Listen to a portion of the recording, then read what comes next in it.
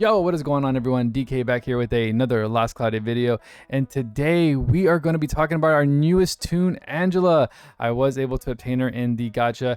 If you guys saw the poll video, I will be uploading that here shortly. If you guys haven't watched it, watch it. It is a pretty salty ass video. I really didn't think I was going to get her, but luck was on my side towards the end. As you can see, I did save a rainbow potion for her. Right, like if I knew I was gonna get her. No, I didn't. I just saved for like a rainy day. Let's be real here. I did have a rainbow potion on hand, so I was able to 100 her right off the bat. Level doesn't mean squat, but I was able to get into her E5. We'll talk about that here shortly, but she is rad as fuck. So she is gonna be a non-attribute mage along with some rainbow capabilities. She is gonna be the second category in the non-attribute magic class. Lagarbos was our first.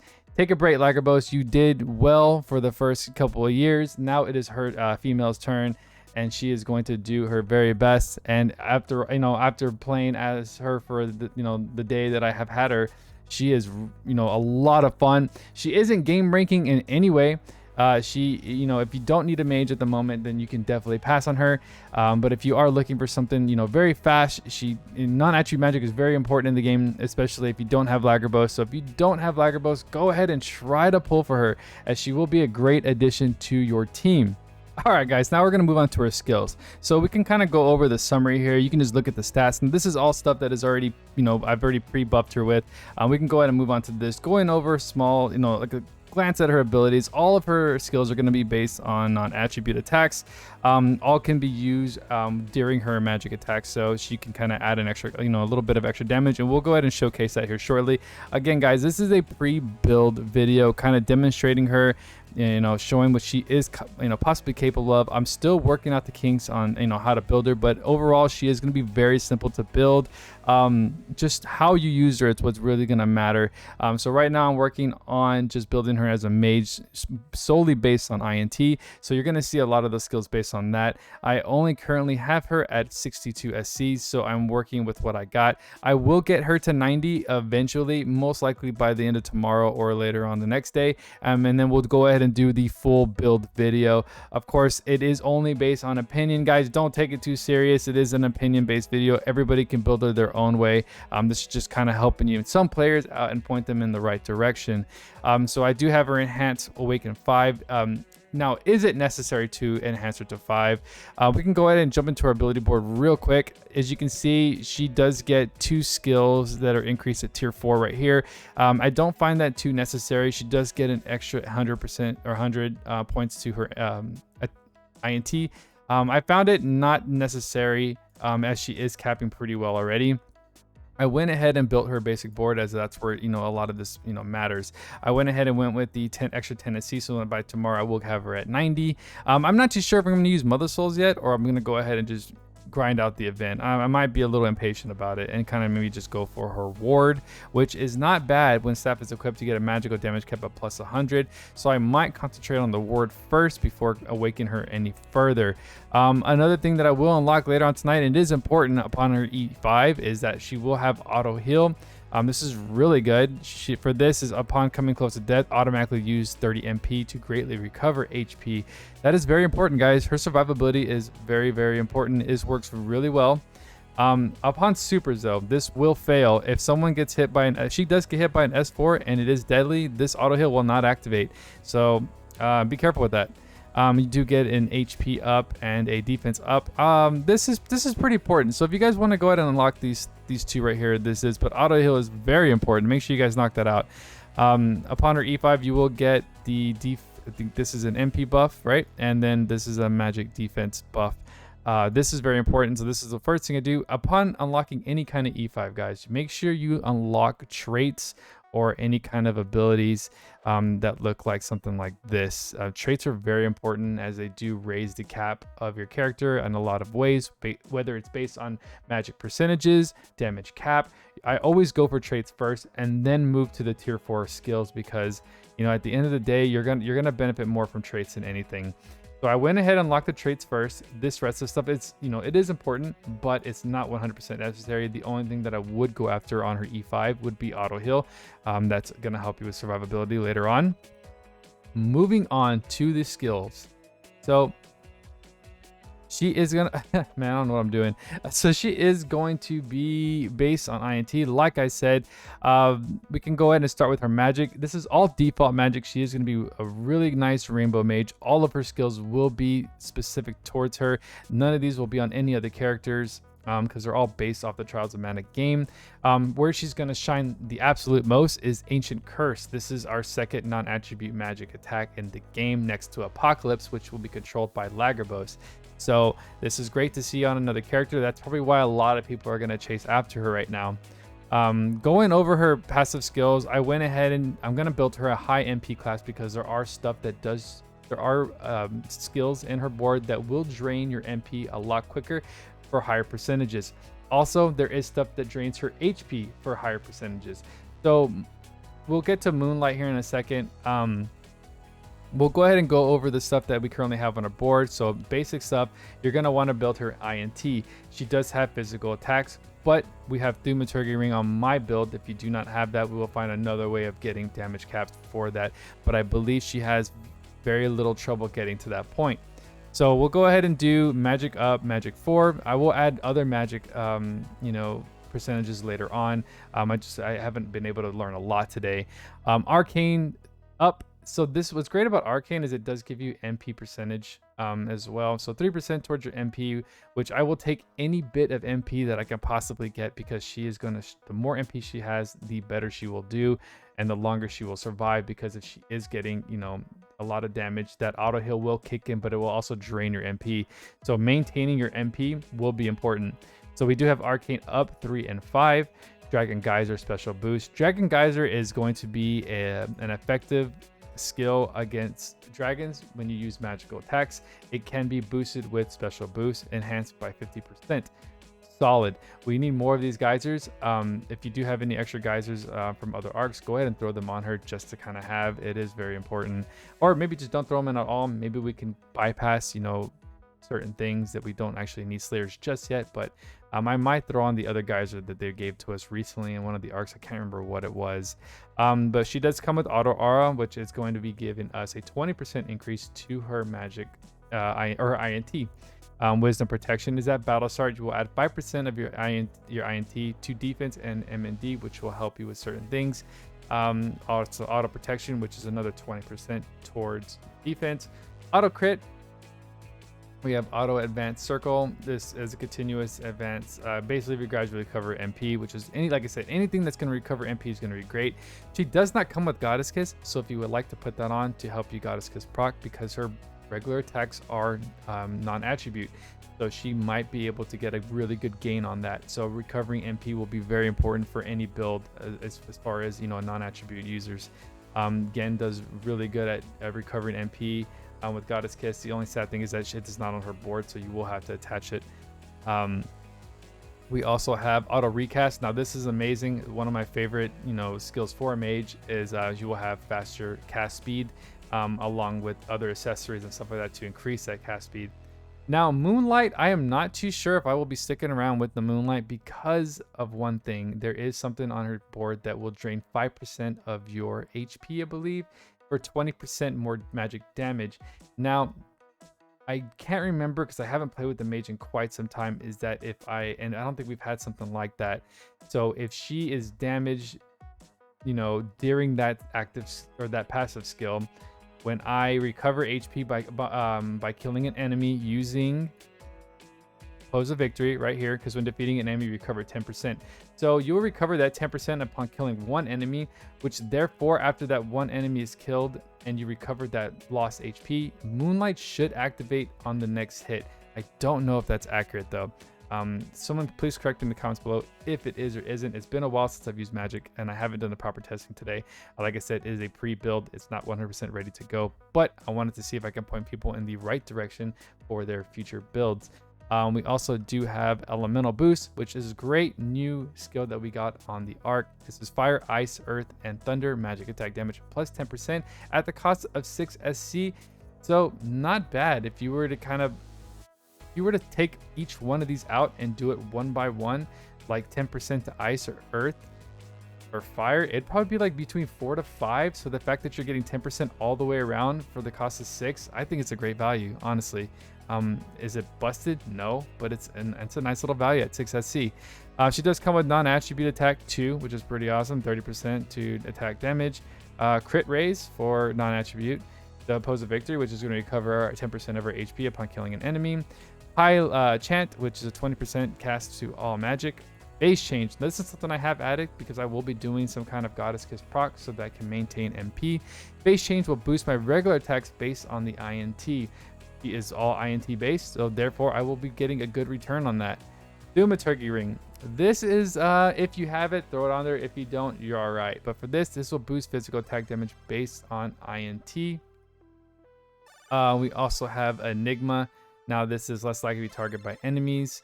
Staff boost, which is free. Staff high boost is not free. I don't know why it wasn't already on there, but at 9 SC, we will get a attack power plus 10 and magic attack power plus 20, which I will take any percentage I can.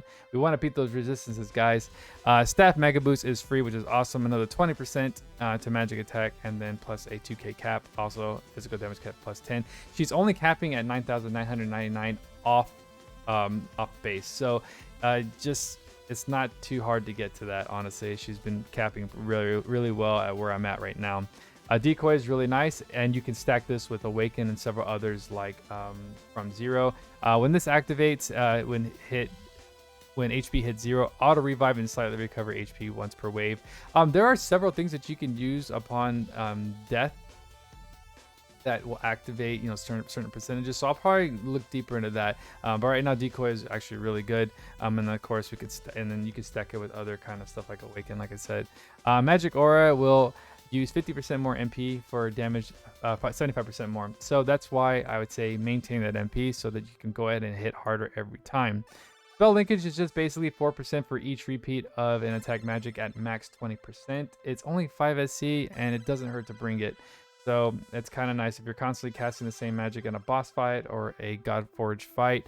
Then you're going to constantly be getting the extra 4 until you hit that 20%. Hopefully by the final round you'll be at the 20% max. So it doesn't say by wave, so it looks like it should carry all the way through. Now this is what I was talking about earlier. For her wound magic, it does absorb 5% of her HP for 20% damage. You do get some pretty decent caps on this, so it's very nice. We also have limit break, also some great damage caps based on the classes, or basically unlocking her tier board will unlock more and more damage caps. So make sure you guys complete that tier board so that you can get the maximum efficiency from this unit. So looking at her attribute resistance, she is plus 10 on fire, minus 5 on ice, plus 10 on earth, plus 10 on thunder, minus 20 on light, and neutral on dark. She is she's neutral to poison, weak to blind, nil to silence, which is really awesome. She is, she doesn't have anything for curse, which we can fix that. Nil to stun, and then she is illness resistant. So very nice on her board. I was very impressed with her resistances and her ailments and attributes. Fairly nice. Off the bat, her INT is super solid, so just stacking on that helps out a lot. For traits, she does have Spellbinder, become Spellbinder class, staff equipped, magic plus 30%, and magic cap plus 3k. We also have the Magician trait. When hitting an attribute weakness with a magical damage attack, plus 40% magic attack, magic effective against bosses. That is mana attack, magic effective. Wow, it's a mouthful. Against bosses, plus 3% of max MP to deal 100% more damage. That is awesome. I will gladly sacrifice that 3% because, like I said, boys and girls, we will be returning that MP with Goddess Kiss procs. So she's going to be very, very efficient in that final fight on boss wave. So we will go ahead and jump into what she can do on the board. And like I said, we're just going to kind of justify, we're going to see what she's hitting, what she's capping. I won't throw on anything to increase damage cap. We're going to go ahead and keep her base so that you guys can see what she is starting off with. And then we can go ahead and add stuff later, as there are several other things that we can add based on charismas, rings, accessories. If you do get her paid weapon, I believe it's an extra 3k or 2k. We'll go over that at the very end, whether or not her stuff is important. So there are several ways to get her damage cap up. But also there is an arc too that can help you with that. So we'll go ahead and jump into, you know, her actual visual aspect of, you know, the unit, and then we'll go ahead and jump into the, you know, the very end of the video. We'll jump into the shop and see what else we can do. All right, guys. So now we're gonna go ahead and run her with the Theo arc. You know what? Honestly, let's go ahead and not use that because right off the bat, everything does get minus 50 defense on buff. So we'll go ahead and just use the Great War of Ruin. It does favor INT, so you know, it's not the worst arc for her, honestly. At 435, it should help me out a little bit. I just, like I said, I don't want any real weaknesses happening at the moment. I believe that just adds Godslayer, which we're doing, I believe, insects here. This is a great testing area for me. It kind of works. These guys are resistant to dark, so I go ahead and we'll go ahead and see, you know, what we're doing as far as damage here. So right off the bat, I most likely will be running Pirate Feast on her just to kind of test out what, you know, how efficient her skills are going to be, especially, you know, interrupting. So what, like, let's say we want, so I know for a fact these guys are weak against dark. So, you know, her dark magic is almost instant. Any magic, as you can see, she's capping beautifully, no problems at all. Her autos are, you know, at 1K with face change. So we don't have Goddess Kiss just yet. So, you know, proccing is not going to be, you know, ideal for this video. As you can see, she is getting MP recovery, and cast speed is really fast. We did lose HP there, and I don't see Moonlight activating, so that's fine. So the main thing with her is that even though these guys are weak to, let's go ahead and attack something that they are resistant to, like Thunderstorm, and see if we can still cap. So, yep, we're capping beautifully, and then you can throw in. See, she's capping, and like, guys, I'm only at 50. She's doing so well as a unit right now.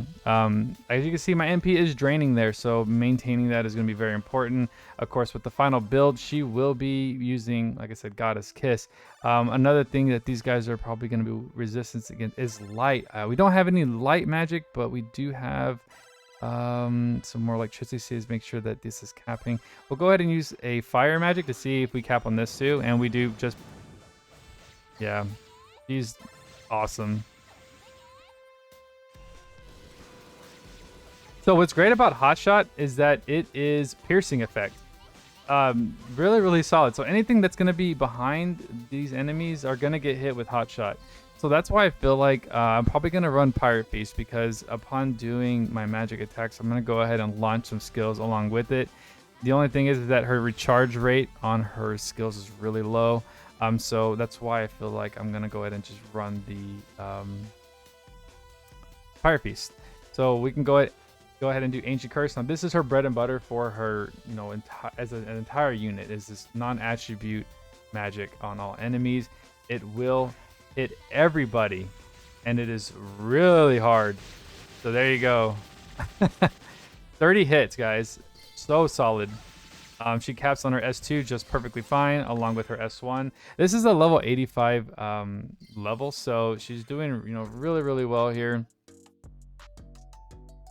I'm actually really excited. I should have the final build by tomorrow or the next day, and I'll go ahead and do like a final build video for you guys, so you guys can maybe see what else I can do. And then we can go ahead and throw a skill in there as well, and then go ahead and launch it again. Like I said, it's so fast. You can constantly cast magic, and that is her base damage cap right there. I'm not using any kind of multipliers to help me out at all. So 28k, and then adding several other things. She could be hitting over 35k depending on what you're running on her.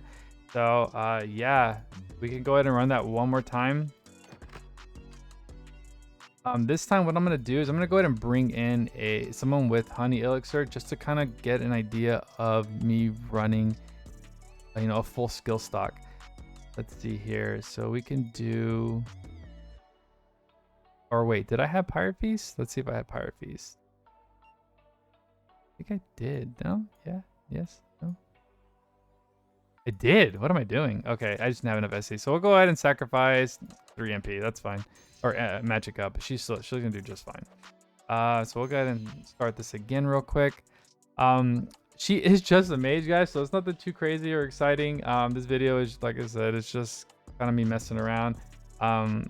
If you guys have seen my previous build videos and my previous build videos, period, then you'll understand that I kind of put a little bit of fun into those, adding, you know, trailers and stuff like that. So, like I said, this is just pointing in the right direction. These guys are weak against dark.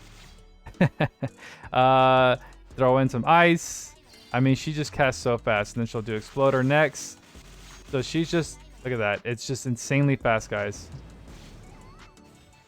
Just non-stop magic. I think I might do a movable object so she doesn't get interrupted, but look at that. She's almost using magic as if it was their skills. Like, look, it's just back to back. We'll do Blaze Wall, then we'll do Ancient Curse. They'll probably die at this.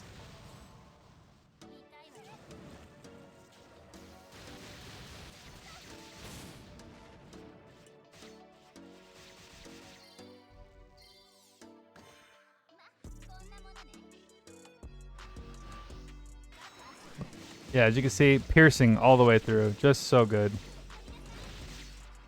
And then she can actually take everybody out with just skills. I mean, like I said, they're not huge damage caps or anything like that, but I mean, she can do work on just skills alone. And then we'll go ahead and finish it off with Dark Force.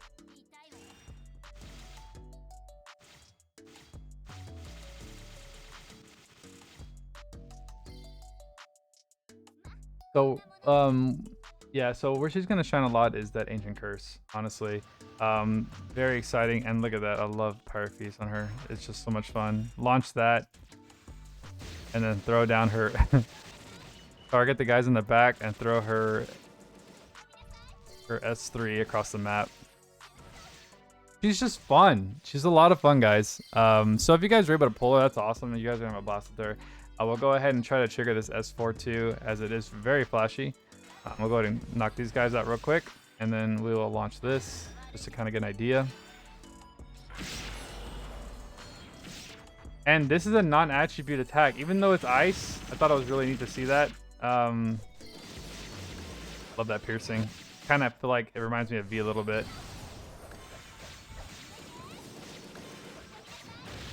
Oh, man. That is wild. That's her S3, guys. That huge explosion at the end there. So we'll go ahead and kill off this final boss here. We're out of magic, so this is why I'm telling you guys, Goddess Kiss will be very important for this build. Make sure you guys learn it. It is something I'm working on right now, so she's gonna be very, very effective in the next couple days.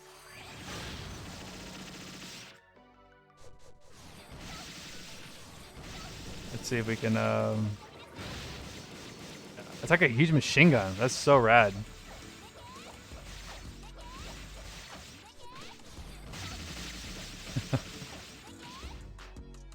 Let's see. I'll launch that real quick. Because I ran out of magic, right?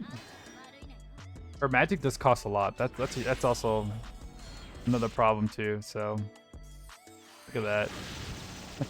And it does cost faint. Look at that. So sick. We'll go ahead and finish this with Dark Force, as they are weak to it. Yeah. So what's so great about her is that you can, because of all the magic she does have, I know a lot of people are going to probably just run non-attribute on her, but running all of it is going to be really important, because if something is weak, he pretty much caps out on everything, whether or not you have, like, let's say ice high boost or fire crit raise, fire, or anything that's going to be like attribute buffs, towards percentage buffs towards certain elements. So I feel like doesn't even really need that unless they have a high resistance, of course, then you'll want to bring it in. So really solid. So that's Angela. So far in a nutshell, she's really solid. Just wanted to kind of showcase all types of magic, kind of damage she's looking at. So physical damage not so high. She's capping out at that 10k or 9,999, however you want to do it. And then it's really where she shines is going to be her magic stuff. So going over real quick her paid stuff. So her paid stuff is okay, actually. It's not. I might grab the staff in a couple days. So magic attack cap is going to be 2k, and then magic damage plus 15%, and then MP plus 15% as well. It does favor INT with a nice little strength buff. I wish we had a little bit of MP there to help out. I don't know why that might have helped out a lot actually. It's not a bad weapon to have if you are dual wielding maybe. Yeah, that could be really cool. The devil dress, for me, the only real thing here is the casting not interrupted, basically immovable object built into it. And I believe a movable object is 9 or 11 SC, so there is some kind of save here, but I don't really see a point to this. You could run a movable object and then kind of there and an extra slot for something a little bit better, like the the robe that I'm using currently, as it does have a very similar effect there. But if I were to go between the wand or the robe, I would probably lean more towards the wand, as I am more in favor of damage cap. But I could see why people would most likely choose casting not interrupted, because it would be a save or a movable object because it's not on her kit. So there is two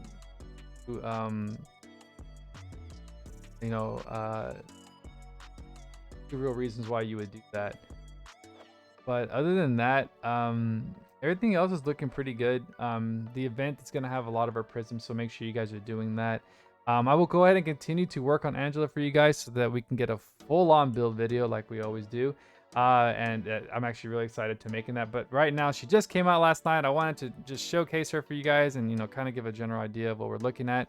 But if you guys have any questions on what's currently I'm doing on this build right now, go ahead and throw in the comments down below, and we will jump on that. I usually answer all comments within the day because I do have work throughout the day, but I will try my best to answer. But again, guys, thank you so much for stopping by. I appreciate everything you guys have done.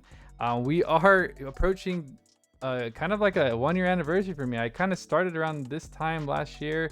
It's been a fun ride with this community. I've had a lot of fun, met a lot of new people. So thank you guys from the bottom of my heart. Thank you. So if I'll check you guys on the next video. You guys have a safe night, and well, peace.